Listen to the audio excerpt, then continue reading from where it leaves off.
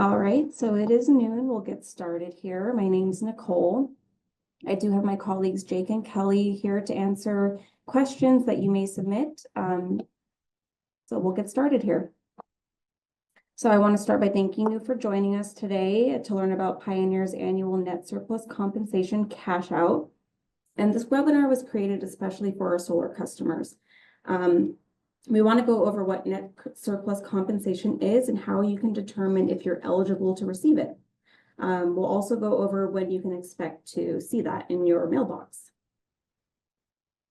If you are here with us live, you'll be able to submit any questions that you have via the Q&A function.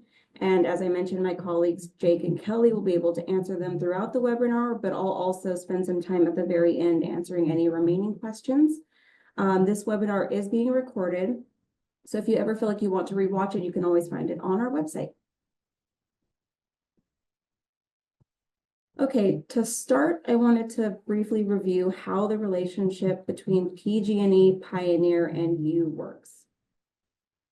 We'll start with you, the customer. So you have a solar system that produces electricity on site. That electricity covers some or all of your energy needs.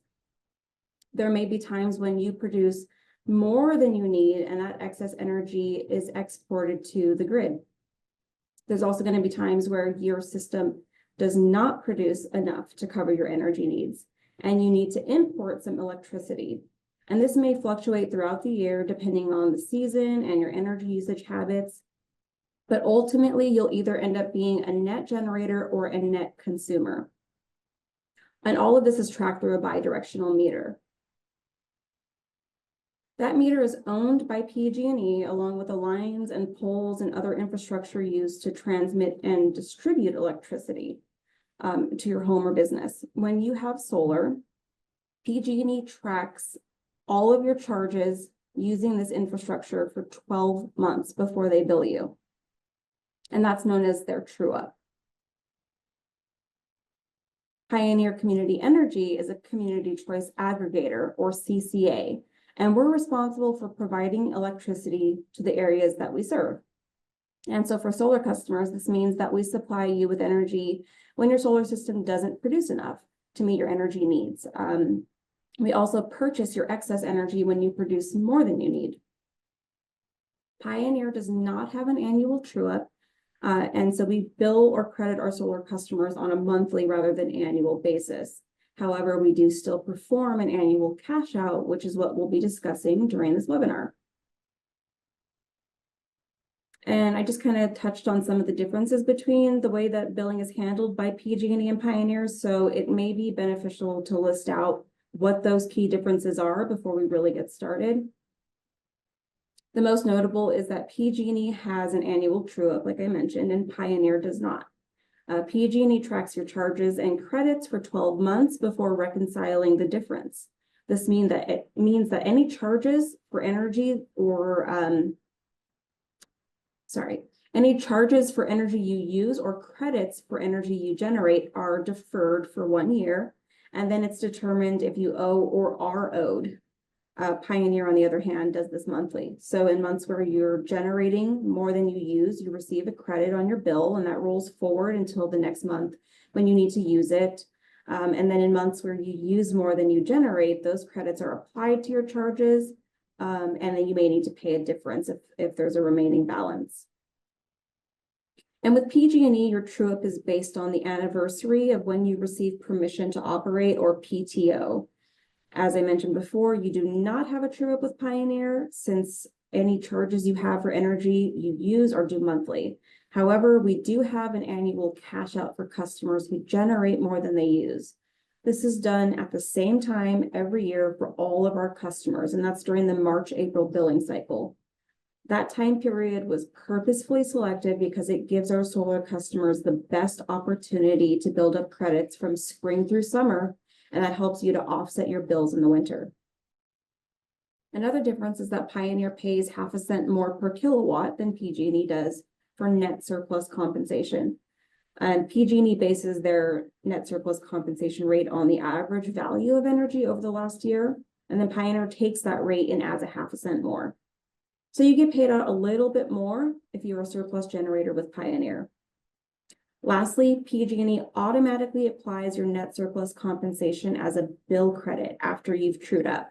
If you don't want a bill credit, you have the option of contacting them and requesting a check instead. But with Pioneer, we automatically generate checks for customers who have a net surplus compensation amount of over $25. And if it's less than $25, you get a bill credit on your next bill. Okay, and as I mentioned, Pioneer's annual cash out cycle takes place during the March-April billing cycle each year. And during this time, Pioneer determines if a customer is a net consumer or a net surplus generator. If you're a net consumer, your energy usage will be zeroed out and you'll begin the next annual cycle with a fresh start. Since we don't have an annual true-up, there are no charges due because you've already paid all those charges throughout the year. However, if you are a net surplus generator, Pioneer will calculate how much we owe you for your excess energy. And maybe you don't know if you're a net consumer or a surplus generator. Don't worry, it's pretty easy to tell by looking at page 7 of your bill. So on this page here, you'll see that on this page, you'll see that your current cumulative year-to-date kilowatt hours is displayed.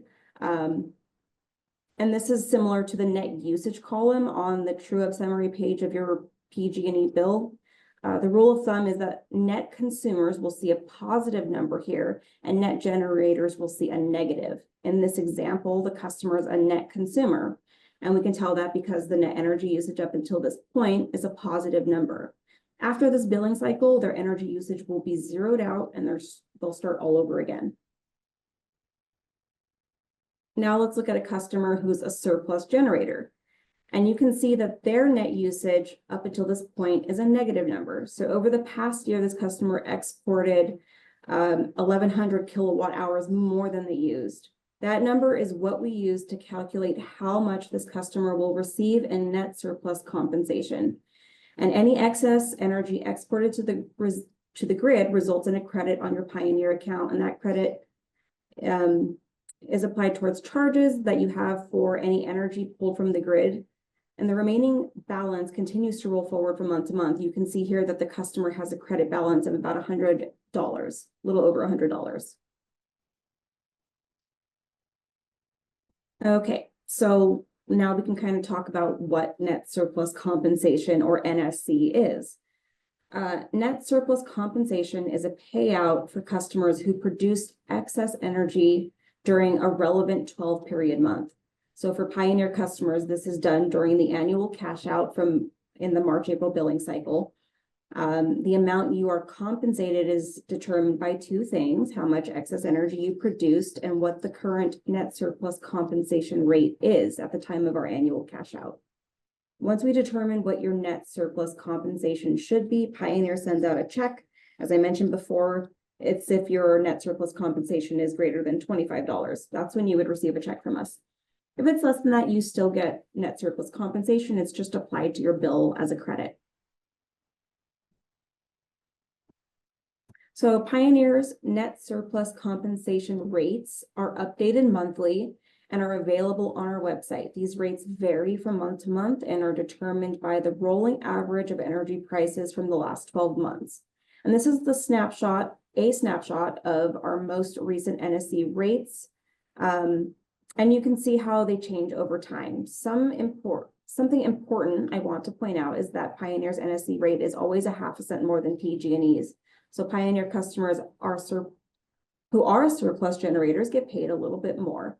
And in 2024, we paid out $1.2 million to over 9,000 customers in net surplus compensation.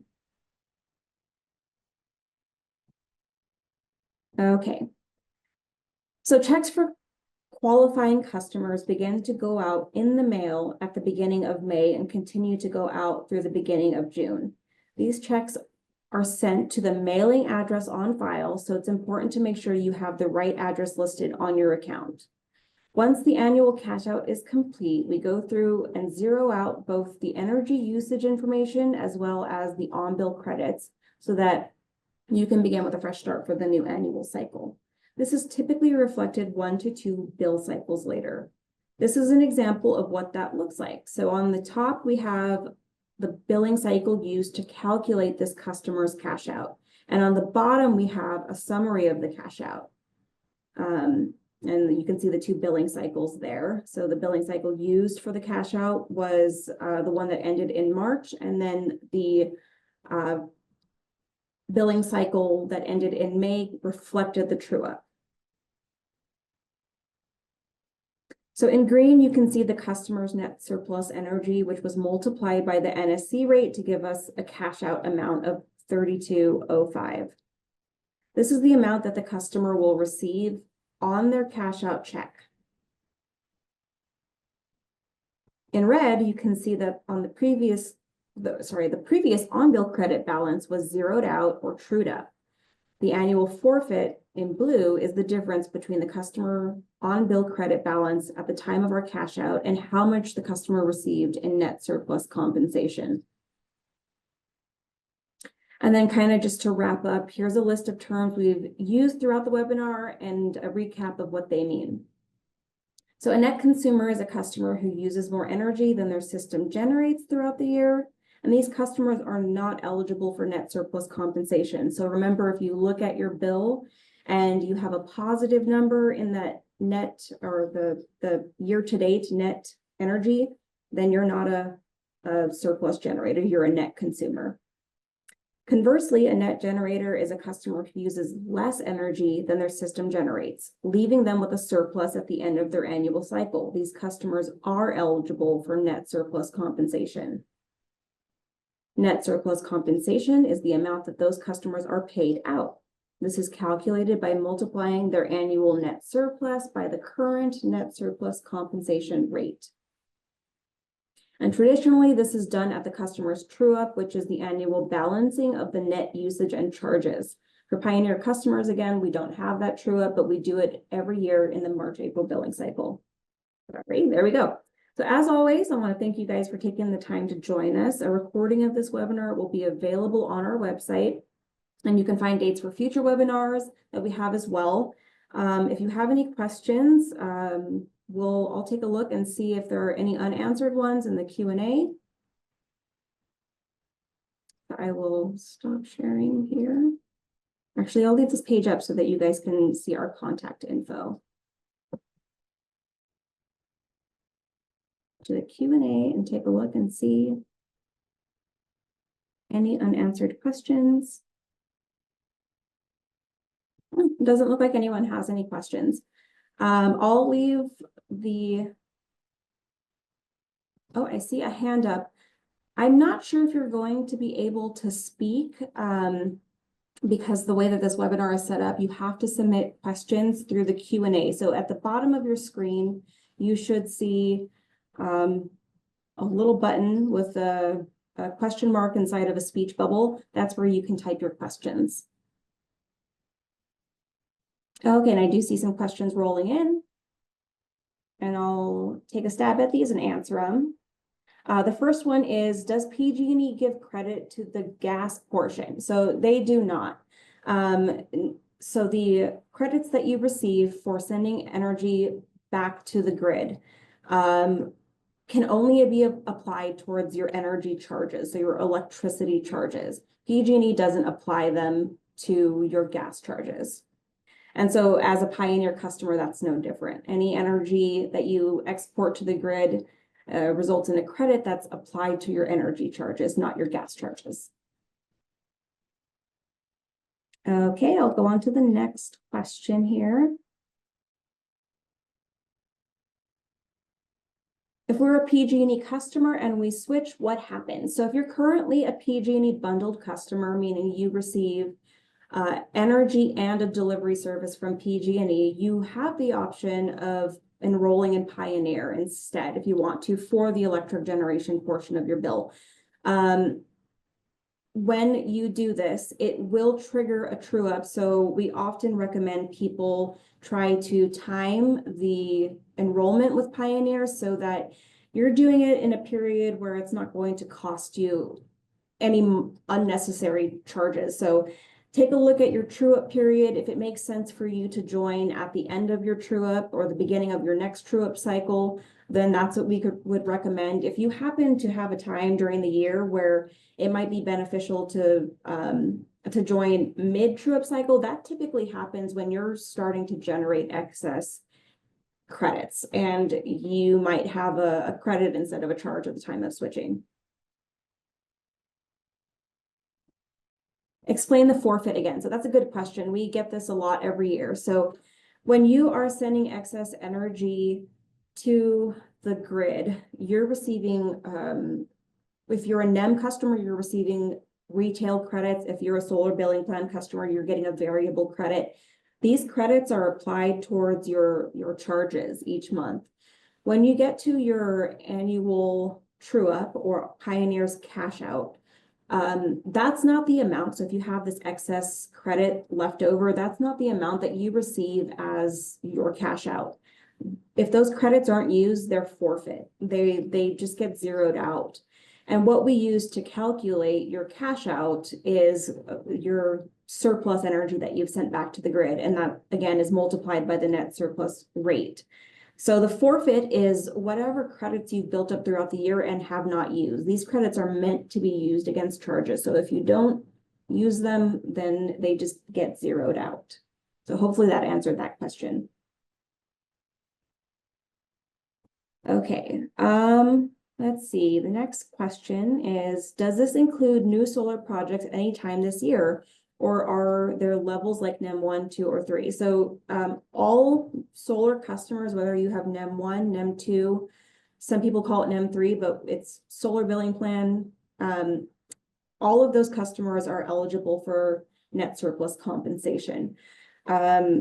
There's a little bit of a difference for solar billing plan customers in that if you were a PG&E bundled customer, meaning you got your energy service from them instead of Pioneer, they do something called a clawback. So they take your net surplus compensation and they subtract out like an average of what they've already paid you throughout the year. So there's a big benefit to being a Pioneer customer when you have solar billing plan, because we don't do that. We don't claw back any of your net surplus compensation. Okay. Oh, I think, so there's another question here related to solar billing plan. So someone asked, how is solar billing plan credit balance treated? So if you have a remaining balance for solar billing plan, if you have these, they call them energy export credits. If you have any left over at the time of our annual cash out, just like NEM customers with retail credit, those are zeroed out. Net surplus compensation is not determined by the credits you've accumulated throughout the year. So those excess credits that you may have are going to be zeroed out. And then you start fresh, just like a NEM customer would. Okay, let's see. Next question. The true-up rate looks to have dropped in half since the end of 2023. Why has it gone down so much? That's a really good question. So the net surplus compensation rate is based on a market value for the energy that you've exported. So it does change from month to month and from year to year. We happen to see a really high net surplus compensation rate in 2023. I think it was around 9 cents during our annual cash out that year. Last year it was about 4 cents, and this year it's 3. This year's net surplus compensation rate is a lot closer to what it has historically been in previous years. It just so happened that in 2023 it was exceptionally high.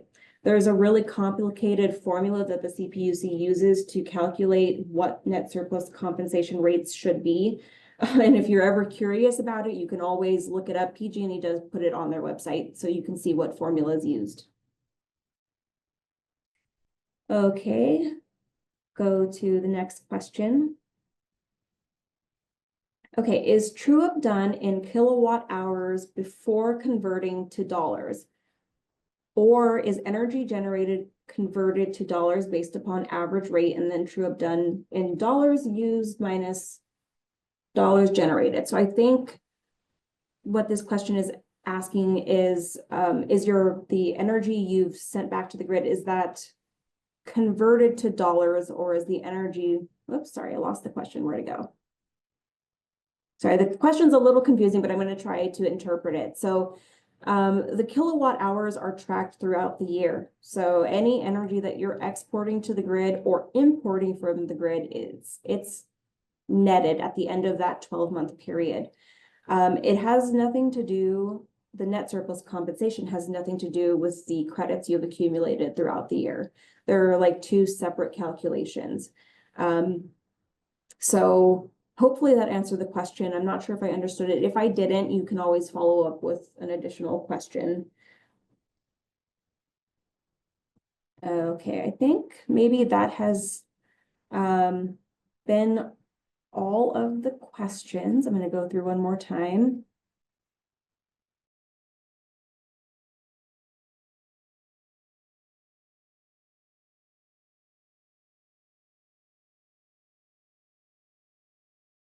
Okay, I think that was all of the questions. So if no one has any other questions, I do again want to take the time to thank you for joining us during your lunch hour. And you can review the recording of this webinar on our website. It'll be posted sometime either later today or tomorrow. And then just stay tuned to see what webinars we have coming up. You can always check our events page for future webinars and field days. All right. Thank you. Bye-bye.